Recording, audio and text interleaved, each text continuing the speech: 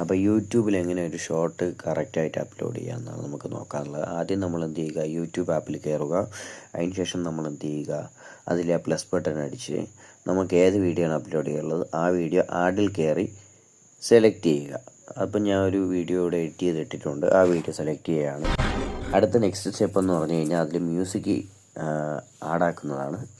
Pre record ചെയ്തതും ചെയ്യാൻ പറ്റും. ഞാനിപ്പോൾ ഇതിൽ ഒരു മ്യൂസിക് ആഡ് ചെയ്തിട്ട് കോപ്പിറൈറ്റ് വീഴാതിരിക്കാൻ വേണ്ടി ഞാൻ ഈ ഒരു മ്യൂസിക് എന്ത് ചെയ്യുന്നു, ആഡ് ചെയ്തതിന് ശേഷം അതിൽ എന്ത് ചെയ്യുന്നു, ഈ ഫുൾ വോളിയം കുറയ്ക്കുന്നു. ആ ഇട്ട മ്യൂസിക്കിൻ്റെ വോളിയം കുറച്ചിട്ട് എൻ്റെ ഓൺ വീഡിയോയുടെ വോയിസ് കിട്ടും. അപ്പോൾ കോപ്പിറൈറ്റ് അടിക്കാൻ ചാൻസ് കുറവാണ്. അതിന് ശേഷം നമ്മൾ എന്ത് ചെയ്യുക, നെക്സ്റ്റ് സ്റ്റെപ്പ് എന്ന് പറഞ്ഞാൽ അതിൽ തംബ്നെയിൽ സെറ്റ് ചെയ്യുക. അത് നമ്മൾ നെക്സ്റ്റ് പോയതിന് ശേഷം ആ ഫോട്ടോയുടെ മറ്റേ പിൻ ബട്ടണിൽ ക്ലിക്ക് ചെയ്ത് തംബ്നെയിൽ സെലക്ട് ചെയ്യുക. പിന്നെ നമ്മൾ കൊടുക്കാനുള്ളതെന്ന് പറഞ്ഞാൽ ഒരു അട്രാക്റ്റീവ് ആയൊരു ക്യാപ്ഷൻ. ഷോർട്ടിന് എപ്പോഴും ചെറിയ ക്യാപ്ഷൻ കൊടുക്കുന്നതായിരിക്കും നല്ലത്. എന്നിട്ട് 2-3 കണ്ടൻറ് റിലേറ്റഡ് ആയിട്ടുള്ള 2-3 എന്ത് ചെയ്യുക, #ടാഗ് കൊടുക്കുക. അടുത്തതെന്ന് പറഞ്ഞു കഴിഞ്ഞാൽ നെക്സ്റ്റ് സ്റ്റെപ്പ് എന്ന് പറഞ്ഞു കഴിഞ്ഞാൽ നമ്മൾ അൺലിസ്റ്റ് ചെയ്ത് എപ്പോഴും വീഡിയോ ഇടാവും. എന്നിട്ട് ഏജ് എന്ത് ചെയ്യുക, ഓഡിയൻസ് നമ്മളത് it's not made for kids എന്ന് പറഞ്ഞ ഓപ്ഷൻ സെലക്ട് ചെയ്തതിന് ശേഷം വീഡിയോ അപ്ലോഡ് ചെയ്യുക. വീഡിയോ അപ്ലോഡ് ചെയ്യുന്ന സമയത്ത് എന്ത് ചെയ്യുക, അൺലിസ്റ്റ് ചെയ്ത് എപ്പോഴും അപ്ലോഡ് ചെയ്യാതെ ശ്രദ്ധിക്കുക. അതിന് ശേഷം നമ്മൾ എന്ത് ചെയ്യുക, യൂട്യൂബിൻ്റെ തന്നെ YT സ്റ്റുഡിയോ ആപ്പിൽ പോവുക. ഇനി നെക്സ്റ്റ് സ്റ്റെപ്പ് അതിനകത്താണ് വരുന്നത്. YT സ്റ്റുഡിയോ ആപ്പിൽ ചെന്നതിന് ശേഷം നമ്മൾ എന്ത് ചെയ്യുക, നമ്മൾ അപ്ലോഡ് ചെയ്ത വീഡിയോ സെലക്ട് ചെയ്യുക. അപ്ലോഡ് ചെയ്ത വീഡിയോ സെലക്ട് ചെയ്തിട്ട് അതിൽ പെൻ ബട്ടൺ മേളിൽ കാണാം, ആ പെൻ ഐക്കണതിന് ശേഷം അതിനകത്ത് നമ്മൾ എന്ത് ചെയ്യുക, ഡിസ്ക്രിപ്ഷനകത്ത് 15 അതിന് താഴെയോ നമ്മൾ എന്ത് ചെയ്യുക, #ടാഗുകൾ ആഡ് ചെയ്യാം.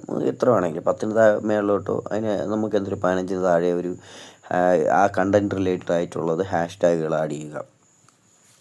അതിനുശേഷം നമ്മൾ നെക്സ്റ്റ് സ്റ്റെപ്പിൽ പോകുന്നതെന്ന് പറഞ്ഞു കഴിഞ്ഞാൽ ഇത് കഴിഞ്ഞ് നമുക്കിതിൽ ടാഗിങ് ഓപ്ഷനുണ്ട്. ആ ടാഗ് എന്ന് പറഞ്ഞത് നെക്സ്റ്റ് സ്റ്റെപ്പാണ്.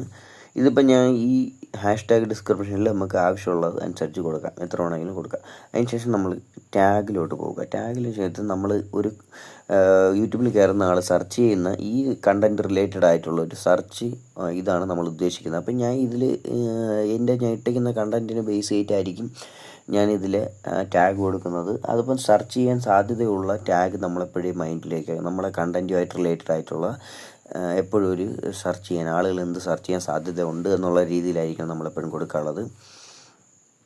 അപ്പോൾ അടുത്ത് നമ്മൾ അതിൻ്റെ ടാഗ് സെലക്ട് ചെയ്യുക. അപ്പം ഒരു എത്ര വേണമെങ്കിലും ടാഗ് നമുക്ക് കൊടുക്കാം. അപ്പോൾ അതൊരു കണ്ടൻറ്റുമായിട്ട് ബന്ധപ്പെട്ടായിട്ടുള്ള നമ്മൾ കുറച്ച് ടാഗുകൾ അതിനകത്ത് എന്ത് ചെയ്യുക, ആഡ് ചെയ്യുക.